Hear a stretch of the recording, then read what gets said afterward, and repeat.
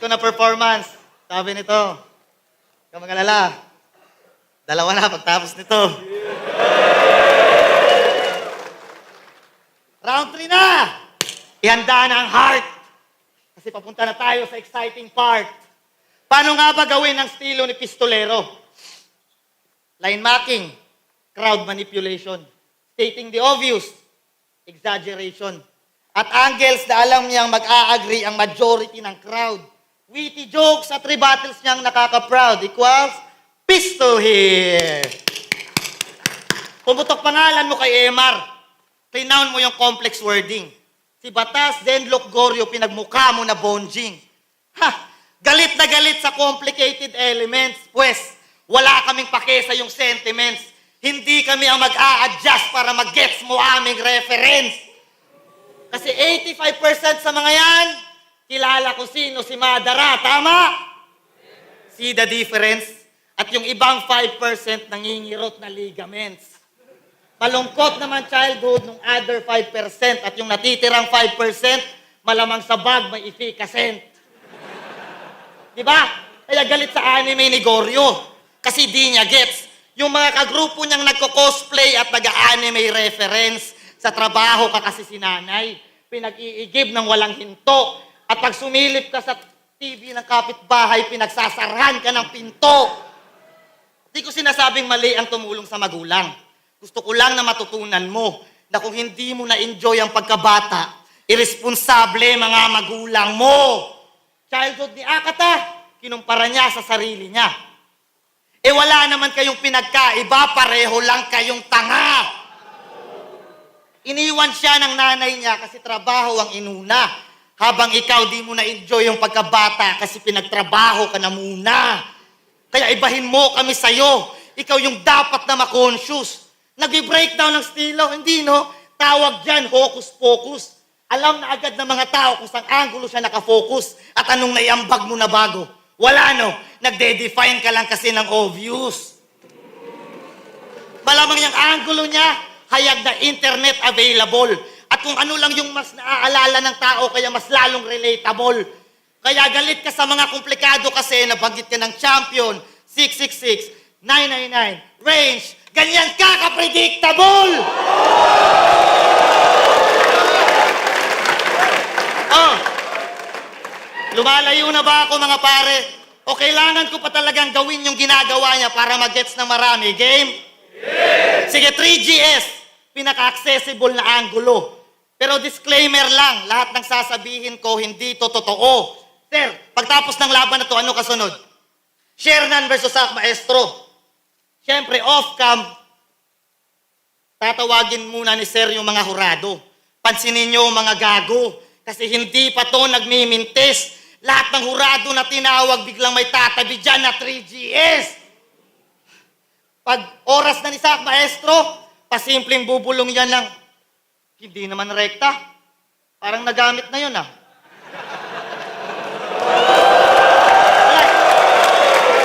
Hindi totoo, hindi totoo.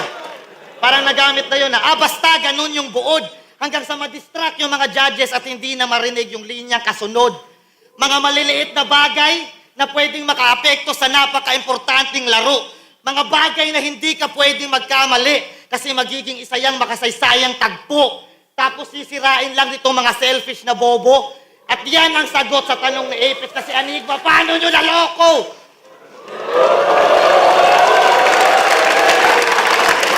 Ano? Speaking of Apex, Pex, isa kang malaking hangal. Lumaki sa streets ng Valenzuela tapos iyakin pag may sugal? Nang dahil lang sa sugal, yung kredibilidad ng liga nagawa mong itaya. Nung nag-flop pagiging seaman, eto nagbigay sa'yo ng pamingwit at bangka. Sa 3GS ka galit, kaya Enigma ka magwawala. Sisirain mo yung liga na dahilan kung ba't hindi ka na namamakla.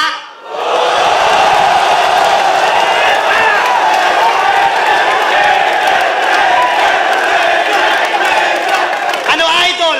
Battle tayo minsan. Panigurado.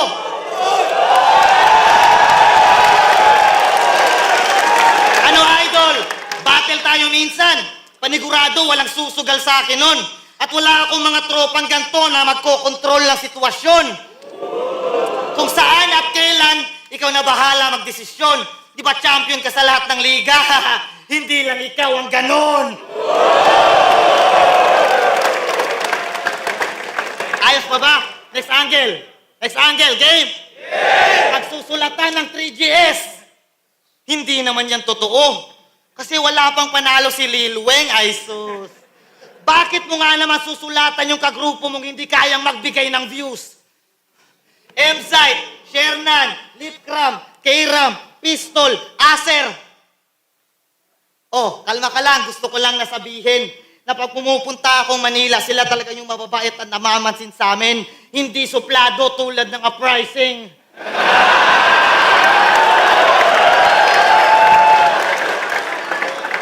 Kaya kupal ka, bro. Pabayaan mo silang maging maarte. Kasi depende na yan sa tatanggap. Pabayaan mo sila na dumiskarte kung anong gagamitin nilang sangkap. Sa kultura dapat balanse. At lahat tayo dito may ambag. At isa ka sa responsable kung ba't namamatay creativity sa battle rap. Kaya ka nananalo. Kaya ka magaling sa crowd control. Kasi naloloko mo mga tao. Kaya ka palaging nananalo kasi binobobo mo mga hurado. Wala kang pinagkaiba sa mga politikong abusado dahil kung matalino kayo, hindi niya kayo kontrolado. Kaya Mot, ha? Yung kinatatakutan mo na baboy, tapos ko nang i-marinate. Pare, wait, sa next battle ha, wag na puro hate. Alam ko lang naman bakit sa may mga sariling estilo galit ka, mate. Kasi ang tagal mo na dito, wala ka man lang na-establish na sarili na estilo na ikaw mismo nag-originate. Kaya para man lang sa mga matalinong nakagets, mission cleared. Nag-backfire estilo mo, tol. Pew, pew, pistol here.